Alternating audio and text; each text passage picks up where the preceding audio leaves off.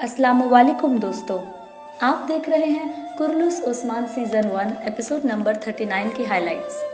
इस एपिसोड की शुरुआत में दो लोग उस्मान को स्ट्रेचर में लिटाकर कहीं ले जा रहे हैं।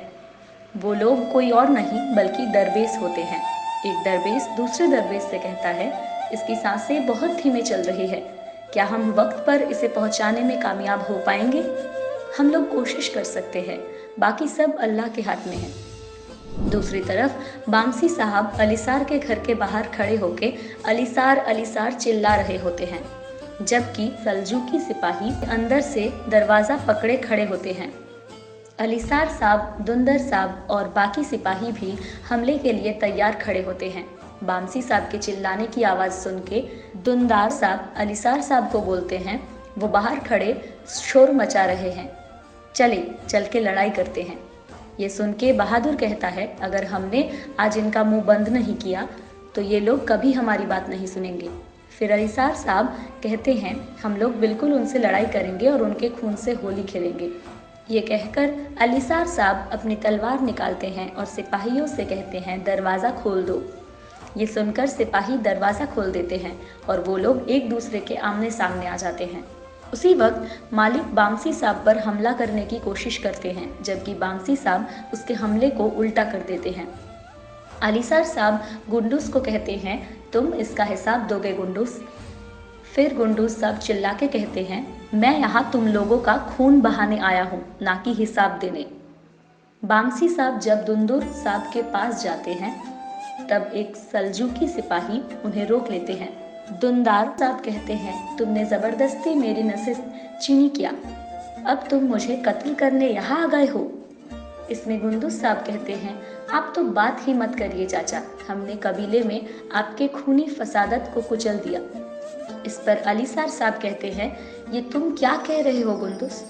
और अपने सिपाहियों से कहते हैं, हथियार डाल दो सिपाहियों। तो सिपाही हथियार डाल देते हैं।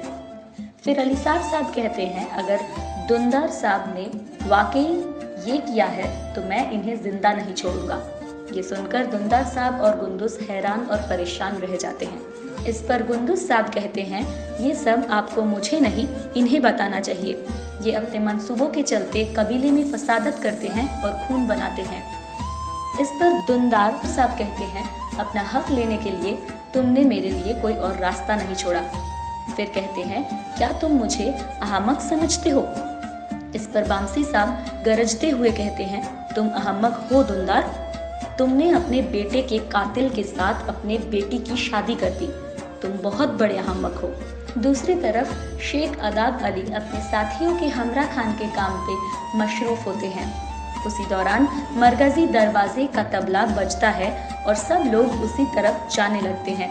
वहां से दो दरवेश उस्मान साहब को स्ट्रेचर पर डालकर लेके आ रहे होते हैं। ये देखकर सब लोग हैरान हो जाते हैं और भागकर उस्मान की तरफ बढ़ते हैं, जबकि बाला खातून के कदम वही जम जाते हैं और नजरें हैरान हो जाती हैं। बाला खातून कहती है, या अल्लाह, मुझे इस तकलीफ से मत गुजारना। उस्मान की चलती हुई सांसें देखकर शेख अदाब अली कहते हैं, अल्लाह का शुक्र है ये अभी जिंदा है।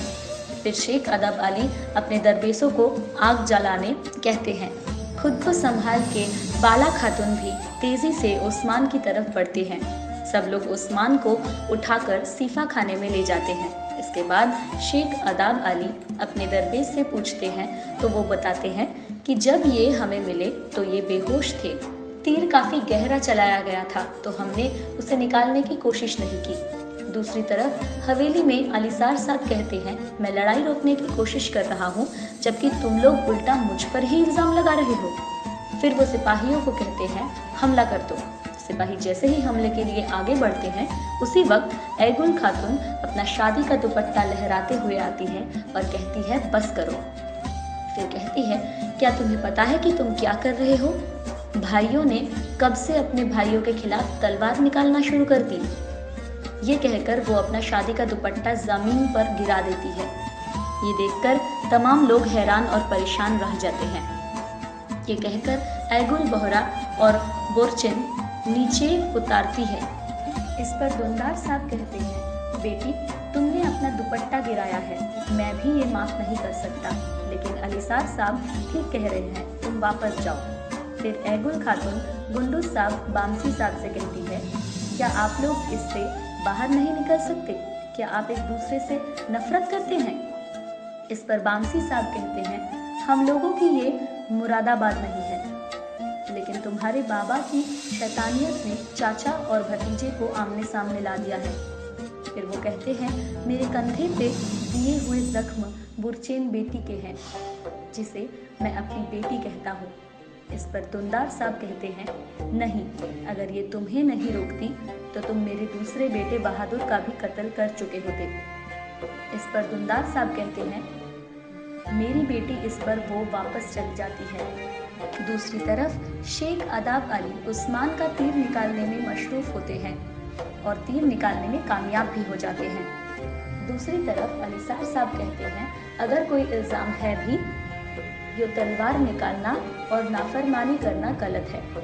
फिर अलीसार साहब कहते हैं, मैंने किसी को नहीं उकसाया। इस पर गुंडूस साहब कहते हैं, तुम हमारे कबीले के अंदरूनी मामले से दूर रहो। इस पर अलीसार साहब कहते हैं, यहाँ का सरदार हूँ, तमाम कबीले की देखरेख करना मेरी जिम्मेदारी है। फिर अलीसार साहब कहते हैं, हम लोग कल कोर्ट में मिलेंगे और दुंदार साहब कल आएंगे और इसका फैसला करेंगे। अलीसार साहब कहते हैं, ये सब हमें बिना खून के हल करना चाहिए। दूसरी तरफ गोपतोक और बुरान कबीले में पहुंचते हैं और शेख अदाब अली से पूछते हैं, हम लोग यहाँ निशान देखकर पहुंचे, क्या उस्मान साहब यहाँ पर है? दूसरी तरफ अलीसार साहब एगुल खातून को गुस्से में कहते हैं, तुम्हें अपना दुपट्टा फेंक के मुझे बेइज्जत करने की क्या जरूरत थी? तुम एक औरत होकर कैसे ये कर सकती हो? ये कहकर अलीसार साहब एगुल को मारने के लिए हाथ उठाते हैं, लेकिन फिर रुक जाते हैं। फिर एगुल खातून अलीसार साहब को कहती है कि अगर आप हाथ उठाना चाहते हैं तो मारना भी चाहते होंगे, अपने सिपाहियों के सामने अपना एतबार ना गवाए। ये सुनते ही अलीसार साहब एक जोरदार थप्पड़ एगुल खातून को मारते हैं। दूसरी तरफ बलगाई अपने कमांडर से पूछते हैं, क्या तुम वो खबर लाए हो जो मैं जानना चाहता हूँ? जी हाँ, मैं वो खबर लाया हूँ। ये कहकर कमांडर एक नक्शा बिछाकर कहता है, अंगरी कसा और क्रामान के तमाम कमांडर आपके साथ देने के लिए तैयार है। ये सुनकर बलगाई कहते हैं, अगर ये सब ना हुआ तो मैं तुम्हारी हड्डियां कुत्तों के सामने डाल दूंगा। इसके बाद बलगाई कहता है, अपने सभी कमांडरों से कहो अपने सभी सिपाहियों को लेके स्वागत पहुंचे। इसी दौरान एक सिपाही एक चीर कुटाई के कानों में कुछ कहता है। फिर चीर कुटाई बलगाई को कहते हैं कि गिहाथू ने एक दस्तावेज भेजा है जो कि कार्यास के जंगल से आ रही है। इस पर बलगाई कहते हैं, चलो चलकर देखते हैं ये लोग क्या करते हैं। दूसरी तरफ बामसी साहब, गुंडूस साहब और उनके तमाम सिपाही जब कबीले पहुंचते हैं और सामने दरवेश जुल्फिकर को देख हैरान हो जाते हैं। फिर बामसी साहब दरवेश से पूछते हैं, क्या बात है?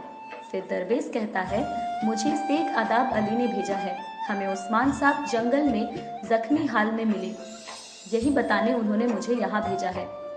ये सुनकर बामसी साहब कहते हैं, हमें जल्द से वहाँ जाना होगा, पर गुंडूस साहब उनको रोक लेते हैं और फिर कहते हैं, सिपाही कोहिनूर को खबर दो, वो दरवेश के साथ उस्मान के पास जाएंगे।